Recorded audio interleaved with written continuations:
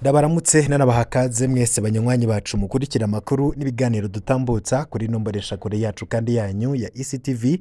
Mboneshakure imwe Rudende yabemereye kujira bashikiriza amakuru n'ibiganiro bitandukanye, inkuru zivugwa cane mu vya politike, inkuru zerekeye umutekano, ibiba vyagiye bivugwa mu binyamakuru ndetse n'andi makuru yose tuba twatoje amasoko yacu tukayegeranya maze tukayabashikiriza mu buryo bw'idonido. Tubazaniye inkuru yihuta, ni inkuru ishushe, inkuru idasanzwe, ni inkuru ivugwa ku mujenerale akomeye cane. No mujenerale yagerageje no gutembagaza ubutegetsi bwa perezida Nkurunziza mu mwaka 2015. Ivyo navyo bikaba vyaramutaye kuwa amazi ndetse nabo bari kumwe, ariko nanone umugambi atarimwo wenyene kuko bivugwa ko hari na bamwe mu bakiri mu butegetsi muri kino gihe baba bari kumwe na Godefroid Niyombare mu gutegura gutembagaza perezida Nkurunziza, ariko mu nyuma babonye ko umugambi wabo ushobora kuza kutabakundira baca bamwihinduka. Muri abo bavugwa cyane hakaba harimo rero nka mukuru w'ibiro vy'igisirikare c'u Burundi muri kino gihe Etat Major, uyo nawe akaba ari Generale Prime Niyongabo. Amakuru yihuta cyane, Generale Godefroid Niyombare i Bujumbura. Generale Godefroid Niyombare azorenguka imbere y'ubutungane bw'u Burundi. Generale Godefroid Niyombare imbere y'abacamanza. Generale Godefroid Niyombare ku kibuga c'indege ca Bujumbura. Generale Godefroid Niyombare u Rwanda ruramurungitse mu Burundi. Generale Godefroid Niyombare arakubiswe intahe mu gahanga.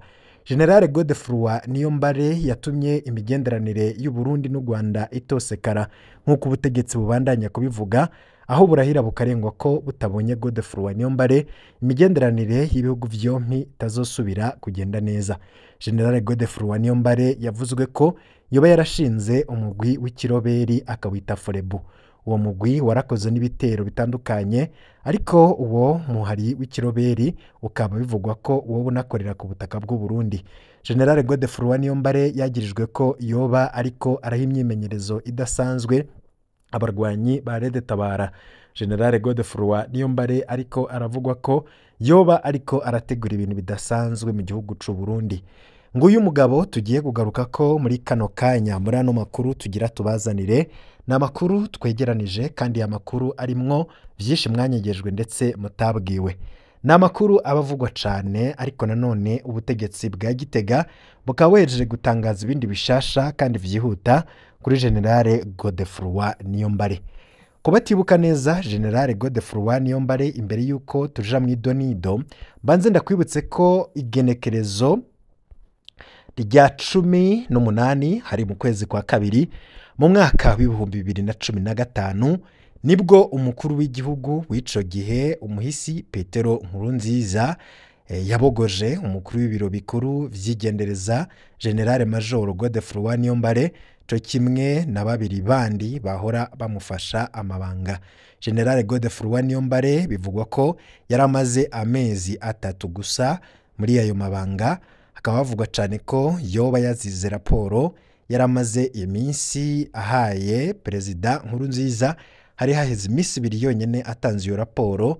Iyo raporo ikaba yarimwo ibintu bikomeye cyane, aho rero ngo iyo raporo yabuza perezida Ndashimiye perezida Nkurunziza Murantunga gusubira kwitoreza ikiringo kigira 3.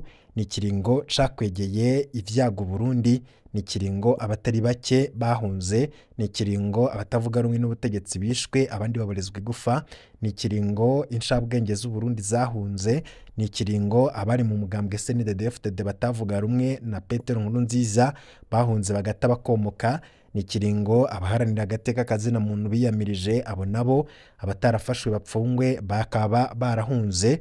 Ni ikiringo cateje ibibazo bikomeye cane. Inyuma rero yuko Godefroid Niyombare akuriwe mu mabanga, ivyakurikiye mu nyuma navyo tukaza kubigaruka ko, ariko tuze no kugaruka ku makuru nyene agezweho muri kano kanya ubu turiko turababwira ibi ngibi. Godefroid Niyombare yavuzwe ko yoba ari mu gihugu c'u Rwanda, u Rwanda nago rukavuga ko ata burenganzira burufise bwo kurungika abantu baje bahungira mu gihugu kandi abo bakaba bari mu minwe ya HCR, aho Godefroid Niyombare agaruka ko cyane ubutegetsi bukavuga ko budashobora gusubira kugenderanira n'igihugu cy'u Rwanda n'ubutegetsi bwa Gitega, ni mu gihe Godefroid Niyombare yoba atarasubira kurungikwa mu Burundi ndetse n'abandi batebagaje ubutegetsi muri 2015. Amakuru tuzanye muri kano kanya avuga iki? Nizere ko wamaze gufyonda kuri subscribe, wowe utarafyonda ko navyo wabikora kugira ko turaje dushira ko inkuru uraje mu mbere bashikirwa n'amakuru mwene nkaya. General Godefroid Niyombare ni umugeneral adakunda kuvugwa cyane, ni umugeneral adakunda kuvuga cyane kuva ahunze mu mwaka w'2015. Amakuru atari make yarakwiragijwe avuga ko General Godefroid Niyombare yoba yaritavye Imana ni nyuma y'imyaka 4 yaramaze atavuga, inyuma yaho yashinze umuhari awita Forebu. Uwo muhari ukaba warimwo abasirikare ndetse n'abandi bahunze, ariko uwo muhari ntiwamaze igihe kinini cyane, ariko uwo muhari wari umaze gukomera no muri kino gihe bivugwa ko woba ukorera mu mashamba ya Repubulika Iharanira Demokarasi ya Kongo. Ni umuhari bivugwa ko wari ufise ingufu zidasanzwe kandi wabandanije gushigikirwa na Godefroid Niyombare ngo mu ntumbero yo gusubira gutera igihugu cy'u Burundi kugira bigarurire ubutegetsi bwafashwe na CNDD-FDD bugafatwa na Perezida Nkurunziza bugafatwa ku nguvu. Inyuma y'urupfu rwa Petero Nkurunziza harabiyumviriye ko Godefroid Niyombare yoba yaraciye aheba umugambi wo kuvanaho ubutegetsi, ariko nanone abenshi bavuze ko bitahereye ngaho kuko systeme nyene ya Nkurunziza yabandanije no ku ntwaro ya Perezida Ndayishimiye. Godefroid Niyombare ni umwe mu bagenerale Perezida Ndayishimiye atinya cyane, numwe mu bamubuza itiro, numwe mu bagenerale azi neza ko ari abagenerale badasanzwe kandi ashobora gukora ikintu umwanya wari wo wose. Nubwo haheze imyaka kuva mu mwaka w'2015 gushika no munsi ni imyaka 8. Ivyo rero byose bitaratumye Perezida Ndayishimiye atora itiro canke yiyumvire ko Godefroid Niyombare yoba yarahevye umugambi yarafise ukuvanaho ubutegetsi. Nivyo kandi vyatumye General Godefroid Niyombare yerekana n'amakenga afise. Inyuma yaho habaye ukumvikana hagati y'igihugu cy'u Rwanda ndetse n'igihugu cy'u Burundi, mu gihe Godefroid Niyombare byavugwa ko yoba umutekano we utifashe neza. Ni mu gihe kandi havuzwe ko uyu mugenerali yoba yarapfuye. Amakuru atari make yagiye akunda gukwiragizwa kuko yaramaze igihe ari mu gacerere. Godefroid Niyombare mu mwaka w'2023 hari mu kwezi kwa gatatu yavuye mu gacerere, nkuko amakuru yatambukijwe ku kinyamakuru gikorera mu Rwanda, ni ikinyamakuru citwa The Chronicles. General Godefroid Niyombare yavuze ko afise amakenga ndetse ko arajwe hagarikijwe umutima n'imigenderanire y'u Rwanda n'u Burundi yo birikiranaguka. Aho rero General Godefroid Niyombare yakubise kudeta muri 2015 igapfa, yamenyeshe ko hangayikishijwe n'inagurwa ry'imigenderanire y'u Burundi n'u Rwanda. Nkuko tubikesha ikinyamakuru cyo mu Rwanda The Chronicles cavyanditse muri ico gihe, Godefroid Niyombare yoba yamenyesheje ko naho u Rwanda rubamenyesha ko batizeye ko, naho u Rwanda rubamenyesha rubaremesha ngo ko batizeye ko isubiza hamwe ry'ivyo bihugu bibiri ritazotuma hatangwa bamwe mu bagerageje gutembagaza ubutegetsi muri 2015 kugira umubano ube mwiza. Niyombare akaba yabishikirije inyuma yaho Perezida Paul Kagame yakiriye intumwa za mugenzi we w'u Burundi Evariste Ndayishimiye. Imigenderanire y'ibi bihugu ikaba yaragombye kunaguka muri ico gihe, ariko vyabaye ivy'ubusa. Godefroid Niyombare ntabwo yahawe Burundi nk'uko Burundi bwama bubisaba. Godefroid Niyombare adatuma Perezida Ndayishimiye n'ubutegetsi bwa CNDD-FDD butora itiro. Godefroid Niyombare ni umwe mu basirikare bakomeye cyane kandi n'umwe mu bajenerale atinywa cyane kandi yubashwe, aho rero bivugwa ko igihe cyose Godefroid Niyombare atazoba ari mu minwe yabo y'ubwo butegetsi bwa CNDD-FDD badashobora kuzotora itiro canke ngo bumve igihugu gitekanye. Godefroid Niyombare ni umwe mu basirikare bijunja, umwe mu basirikare bazi vyinshi ku butegetsi bw'igihugu c'u Burundi, ni umwe mu bazi amabanga y'iperereza nk'umwe mu bakoze mw'iperereza. Ambasaderi Godefroid Niyombare akaba yaravutse mu mwaka w'1969, yavukiye mu gisagara ca Bujumbura mu mwaka w'1972. Niho General Godefroid Niyombare yabuze umuvyeyi wiwe yitwa Paul Niyombare, yari umuyobozi w'ibohero rikuru rya Mpimba.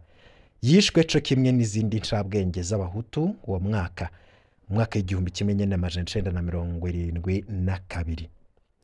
General Godefroid Niyombare yakuriye mu Kamenge, gisagara ca Bujumbura, arezwe n'umuvyeyi umwe yarasigaranye, no kuvuga nyina wiwe.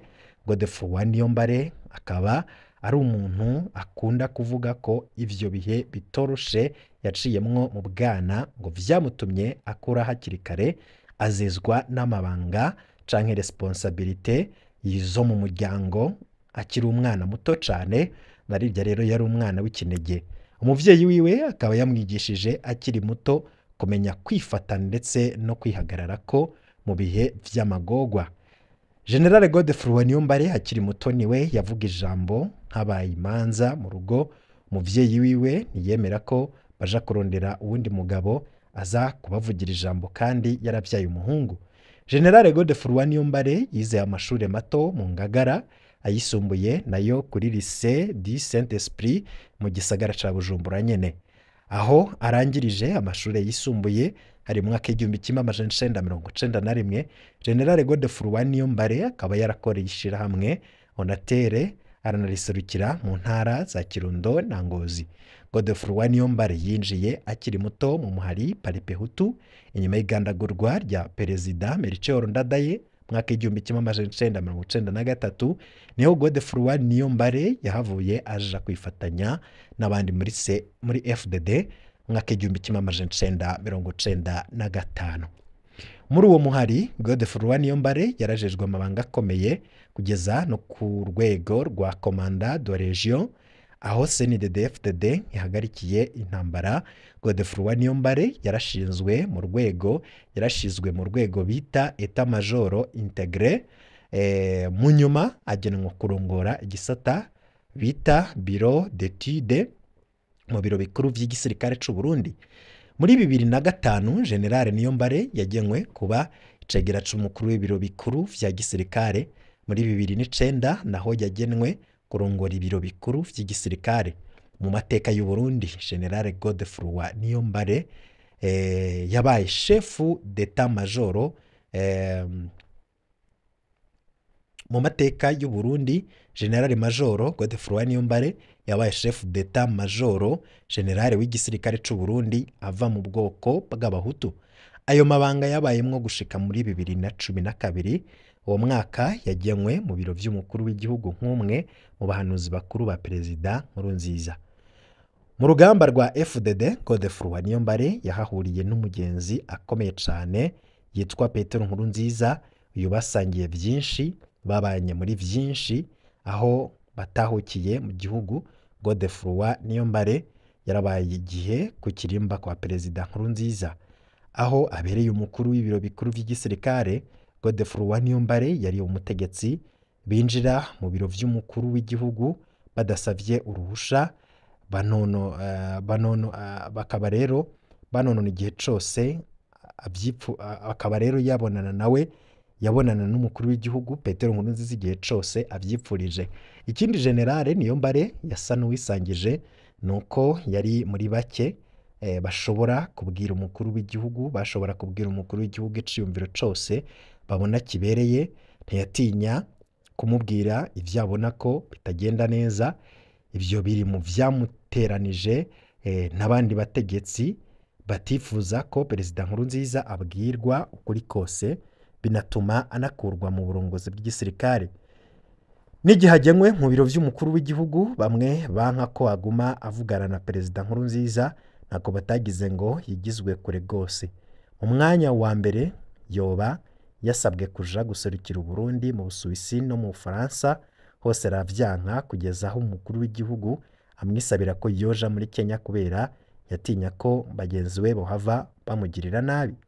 Generale Major Godefroid Niyombare yagiye guserukira Burundi muri Kenya muri 2013.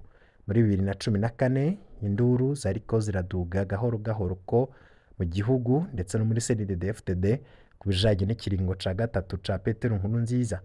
Mu ntango za Munyonyo 2014 abagenerale 13 bahoze bagwana muri FDD barandikiye urugwete Perezida Nkurunziza bamusaba gukura mu mabanga Generale Adolphe Nshimirimana yatwara iperereza na Generale Alain Guillaume Bunyoni yari umuyobozi mwishikira mu biro vy'umukuru w'igihugu. Izo ntwazangabo 13 zabona ko abo bagabo babiri ari bo bari bishe igihugu. Mu mpera za Munyonyo 2014 Perezida Nkurunziza yarabogoje Nshimirimana na Bunyoni kugira ashobore gushigikirwa n'abagenerale mu bijanye n'ikiringo ca gatatu.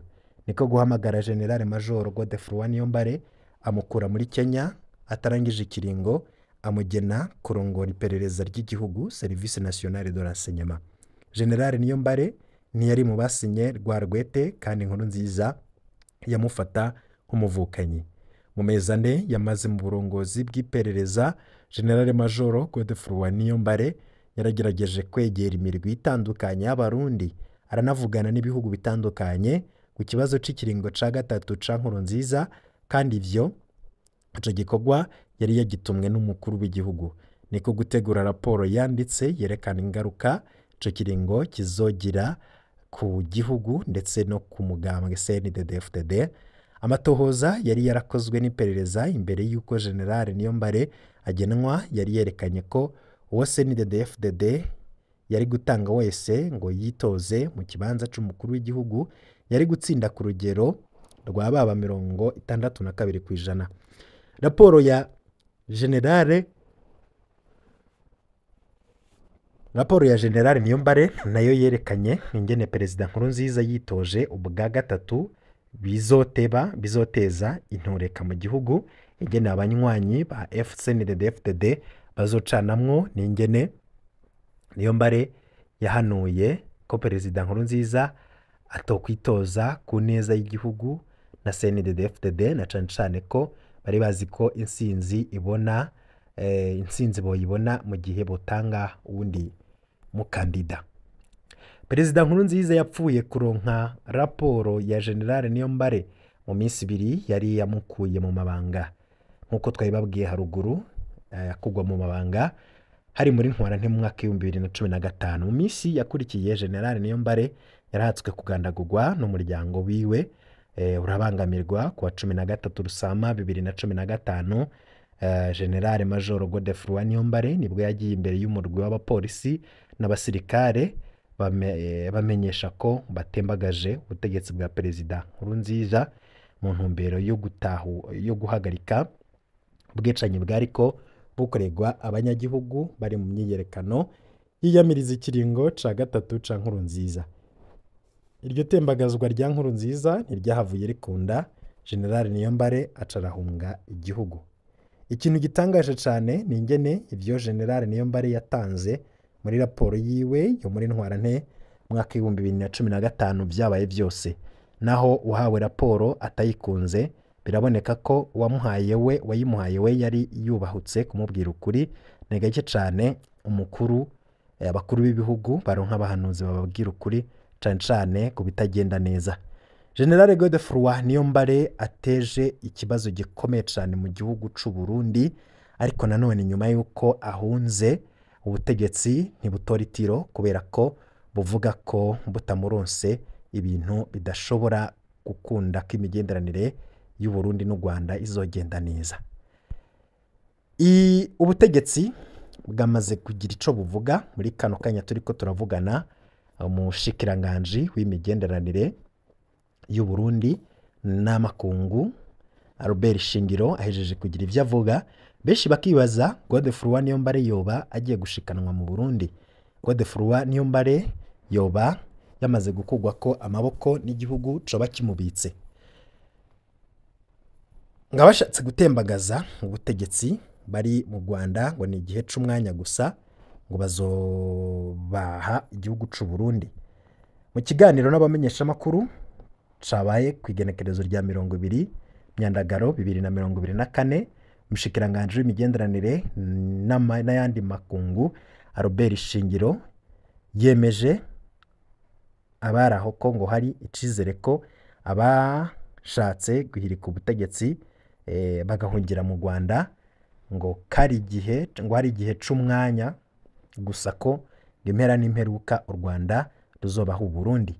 Ibi vyoba bifusiguye ko Godefroid Niyombare n'abandi nk'uko bikunze kuvugwa ko boba bari mu Rwanda baba bagiye gutahukanwa.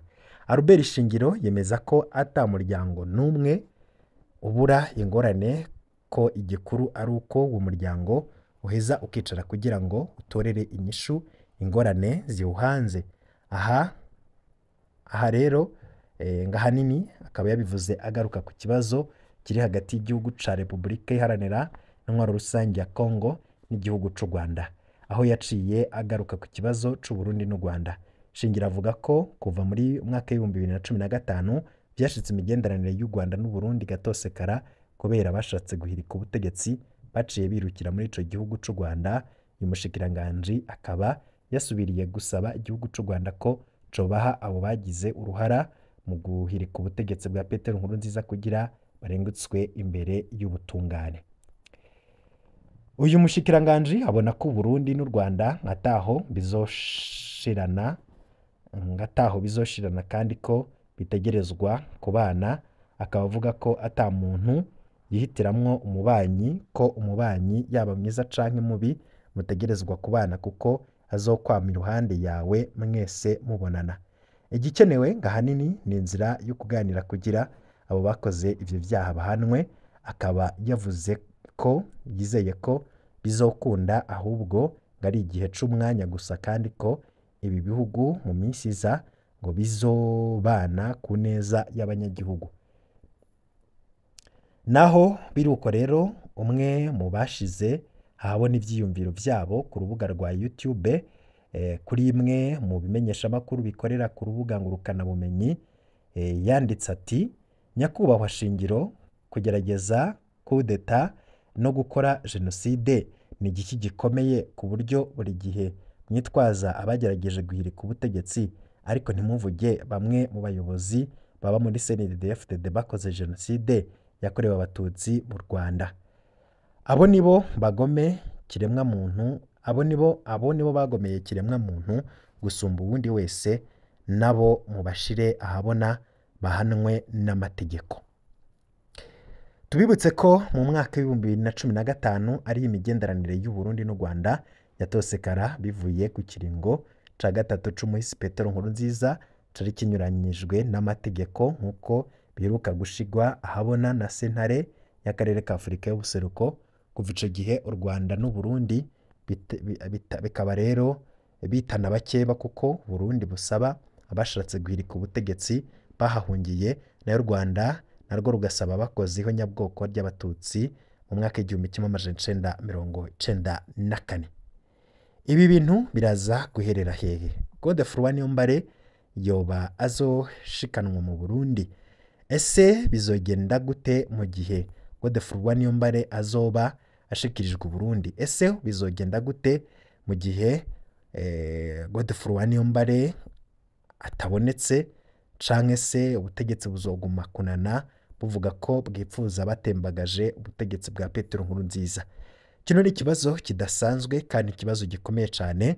Gusa Godefroid Niyombare ariko aragirizwa ko yoba ngo ariko arashigikira umugwi wa Red Tabara. Ikindi kandi nuko bivugwa ko abahungiye mu Rwanda mu mwaka w'ibihumbi 2015 baba bariko barafasha umuhari wa Red Tabara, ariko u Rwanda rwo ruvyamirira kure kuko ruvuga ko Red Tabara itaba mu gihugu c'u Rwanda kuko ahiba ubutegetsi bw'u Burundi buhazi kandi ko barungika abasirikare kuja kurondera uwo muhari muri Congo batabarungika kuja kubarondera mu Rwanda. Ikindi gitangaje ni ukuntu bivugwa ko Godefroid Niyombare yoba akorana na Red Tabara mu gihe Red Tabara rwose ari umuhari wabayeho cera Godefroid Niyombare akiri mu butegetsi. Ibintu rero biriko biravugwa ni amakuru atari meza, ariko nanone bikaba biboneka ko ibintu bibandanya kumera nabi.